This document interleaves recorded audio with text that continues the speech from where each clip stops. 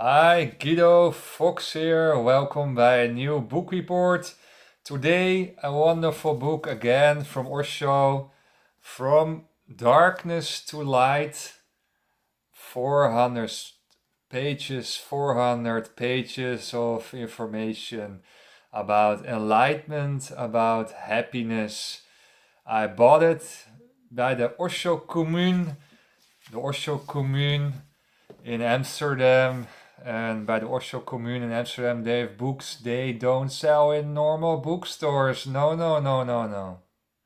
Secret information there. Too intellectual. Too intellectual for the crowd. You're being misled. You're being misled by all the bookstores. There are so simple books there. I never come in a normal bookstore anymore.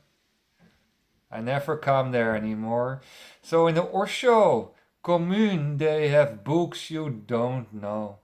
Amazingly thick books with plenty of information about personal development and not sold in a normal bookstore because no one pay so much money for it, or they cannot understand the depth of these talks. So secret information here, secret books. And I discovered the Osho Commune last year in Amsterdam, and I didn't know what I saw. What a bunch of books. 415 books of Osho on a row, and the depth and the pages. It's incredible information about spiritual information, about spiritual development and personal development, and about ecstaticness and spiritual growth. So, from darkness to light. That is the title of the book, From Darkness to Light. And we all live in darkness, and the light is coming to you.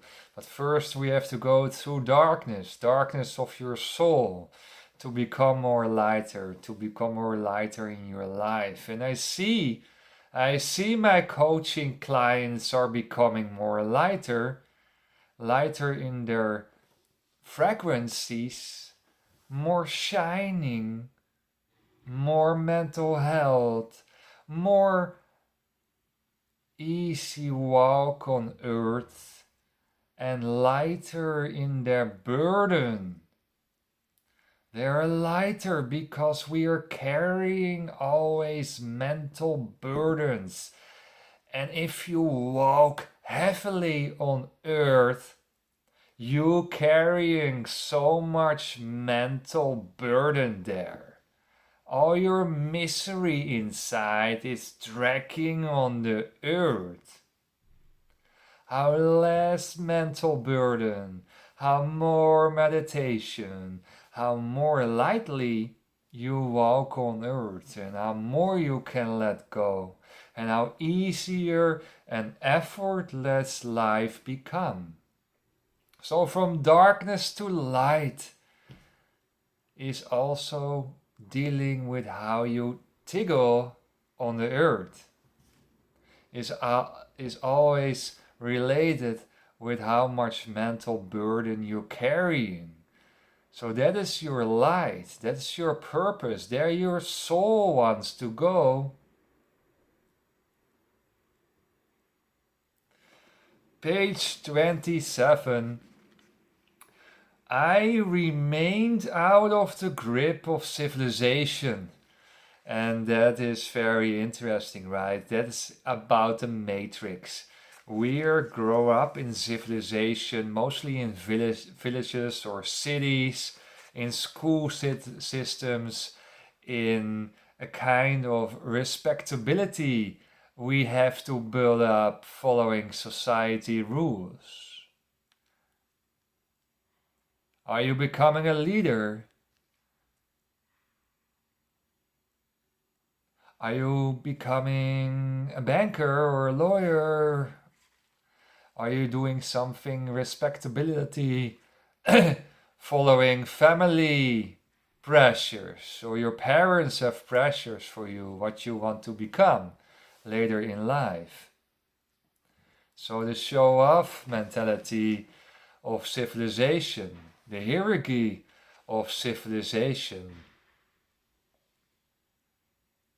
So civilization is awesome. I mean, I can go to the supermarket and grab my meat and my milk, and that's very easy, right, in civilization. But next to it, I make time for a more natural way of living. So more easygoing, like a fisherman on a boat, or someone who is living in middle of the nature and looking to the trees and walking outside and doing my meditation and live a more natural, wild life, also in sexual sense, in intimacy sense, so more open, flowering, powering yourself. So out of the grip of civilization is out of the grip of the ego. To always be dedicated, to always be striving, to always following the triangles, the paths of society. Always walk like a robot in a machine, right? So out of civilization is more natural, peaceful, easy-going life, free from outside pressures, free from respectability, to always create some respect by other persons, or your parents, or your colleagues, or your other family members, or your partner. You are yourself. You're not your job. You're not your function. You're not your title. You're someone else. So I remained out of the grip of civilization. Spirituality, in the deepest form, is like the monks. You escape from civilization to the nature and the peace. And you can do it also within civilization and have there the favors like the supermarket of civilization. So you can also escape from civilization within civilization. That's a spiritual paradox, right? Page 87. People are not interested in consciousness. Consciousness is painful because you will have to drop so much. It is painful. Why it is painful? Because you're really going into a personal transformation where your ego will be dissolved. And that is hard because your ego is an eggshell. Your ego is hard. And your ego doesn't want to change. Your ego holds on respectability. Your ego holds on attention from others.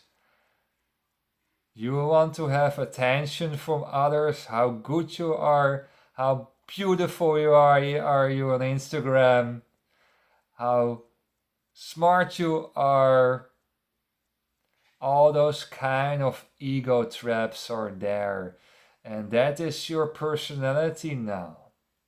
And with spirituality, I kill your ego. And you don't like me. I kill your ego. And you don't like that.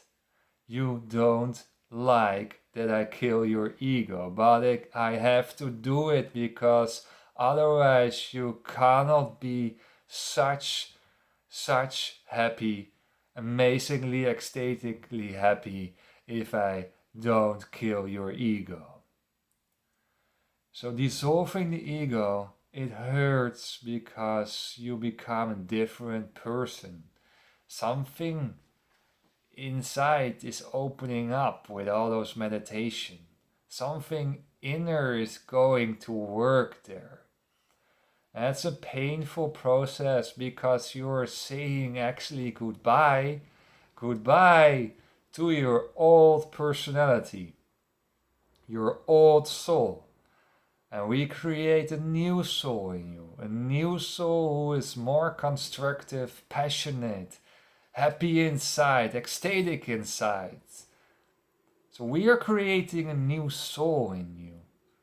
And that means letting go of all the ego traps in your system. And that hurts. You have to drop so much. So people are not interested in meditation. They're not interested in consciousness because it is hurting. It is chattering with yourself at a certain moment. If you start with meditation and it is fear, you have to smile a little bit when you start with meditation. It is strange. Your ego doesn't like it that it will be gone soon. So it will resisting there. It will be resisting there. So it is not for a lot of people, this kind of path. I discovered that already.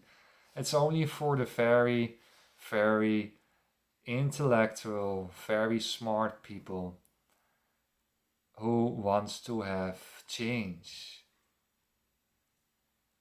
The chosen fews, the chosen ones. Only for them is spiritual growth. It is not for the crowd. It's not for normal folks. No way. It's way too far. Jesus was too far. Mahavira was too far. Buddha was too far. They were years and years before their time. They were thousands years before their time.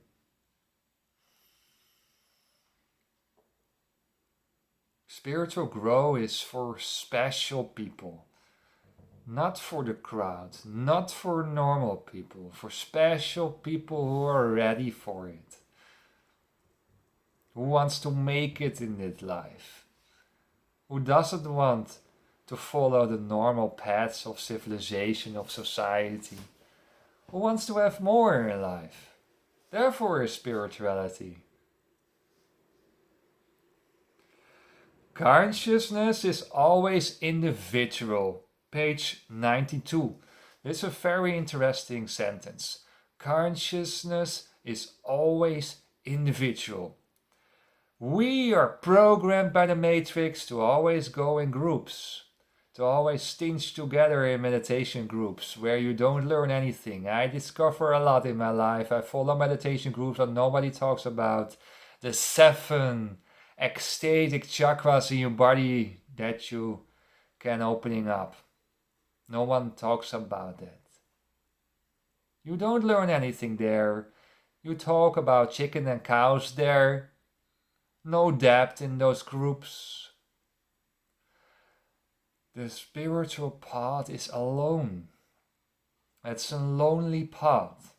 It's a discovering of yourself. And the matrix trap is there that you're always going in groups again.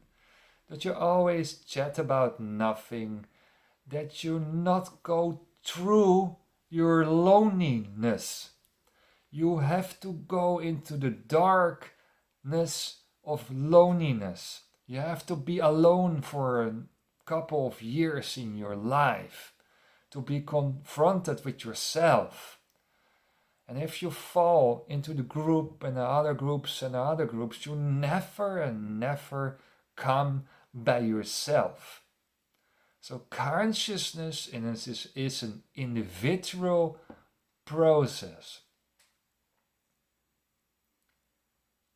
Alone is the path of spiritual growth. Alone. Not with all those stingy groups. Watch out for that. It will disturb your growth. It will disturb your wide view of society and the world. So alone is the path. Consciousness is always individual, and is a very important sentence of the master of Osho. Consciousness is individual. You have to discover at yourself with a coach or a master who can bring you there, and always able to let yourself go into the world again.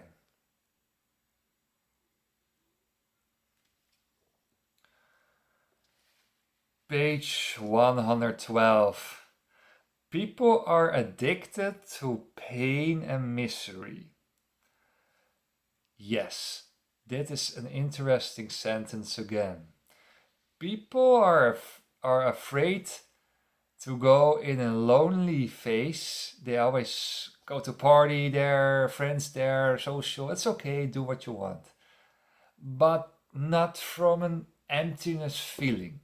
And that's what the most people are doing. They're empty inside and they need the social activities. They need it. They need to go in groups.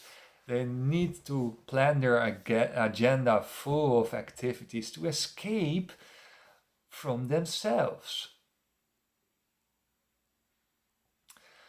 And then they can talk about their misery. Then they can talk with others about their pain. Nice sharing, right? All those negativities. Share with a specialist, not with your groups. Not with your friends. Must be a chill and relaxed relationship there.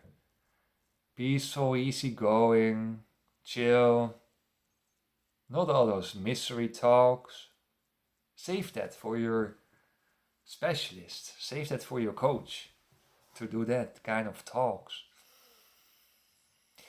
So people are addicted to pain and misery, and therefore they are not calm by themselves, because lonely or alone go through that is for yourself unusual and maybe more painful than talk and stay addicted to your misery and your pain. But you have to go through your loneliness, what I told earlier. You have to go become an individual, not a member of a group. You have to become an individual. And therefore you have to go through loneliness, to become alone in your life, to know yourself. So here is that there's a lot of escapisms, right? And here's the one is that you're going stingy in groups all the time to escape from loneliness and escaping actually from yourself. I think that's an interesting dynamic what you see in society in the Matrix. People are mediocre. 286. I was always thinking that I was a simple guy. I was just working hard and I saw the people in my surroundings and I saw the behavior of people in my youth, and I was thinking, am I crazy or they are crazy? How many distractions social-wise I saw in my life. How many distractions mentally I see nowadays if I walk here in the street of Amsterdam. How many crazy people I see on the streets. I talked about last time with one of my clients. I see I have the feeling that everyone is crazy here. The crowds, people from the Matrix, are insane, are mentally crazy, are mentally 14, what the master is saying. People are mentally 14.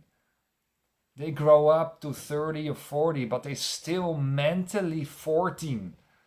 And I want that you understand this. I want that you understand, if you'll be taught by me, if you will be coached by me, If you look all my videos and all my articles, that is the truth. People are childish. I lived from my youth to now in a childish world. Childish world, and people are mentally mediocre. And then you can survive.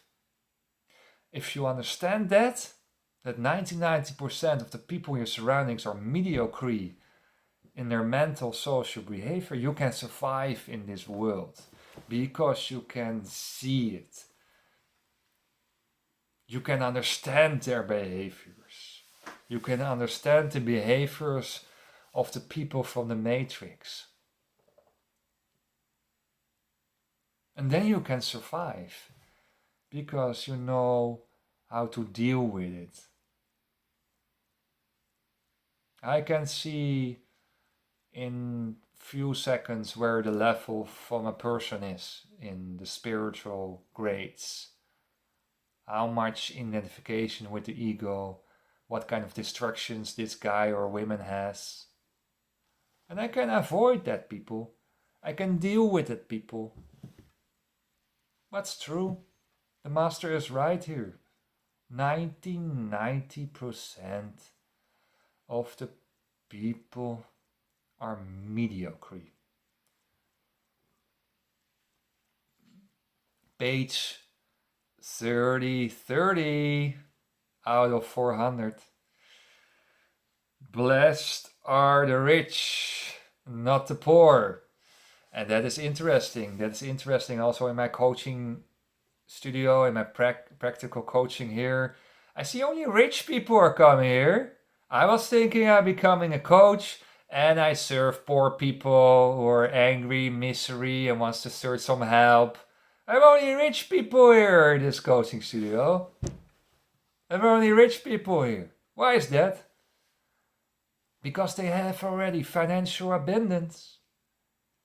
And they're striving people. Rich people are striving people, are motivated people. And they want to learn constantly. Of course not if you grow up with a golden spoon. But if you're from poor to rich and you grow your company, that are the people who wants to go in spiritual growth, because that's the last step of evolution. That's the last step of personal transformation. They are ready for it. If you're grabbing all the day in dustbins here in Amsterdam, you have fucking so many jobs here in Amsterdam. You can wash in a hotel or something. And you're all the time grabbing in your dustbins or stealing from other persons. You are totally not aware. You're totally not aware about enlightenment. You're not striving for that. So I say become rich. Become rich and wealthy. Educated. Knowledgeable. Readable. Who is reading a book nowadays? No one. Google searching, yeah. We're reading a book, guys. And girls. So blessed are the rich, not the poor.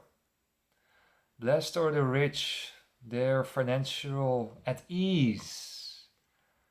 And they are ready for the next step in their life. Not the poor guy. He is still striving for money. He is still striving for sex. He's on the lower standards of society. Blessed are the rich who were become rich before they were poor. So no golden spoon there. People with a golden spoon who were rich born, becoming one of the most unhappy persons. People who were poor and becoming rich, those are the blessed ones, mostly. Thank you for watching this video. See you the next one, right? Bye bye.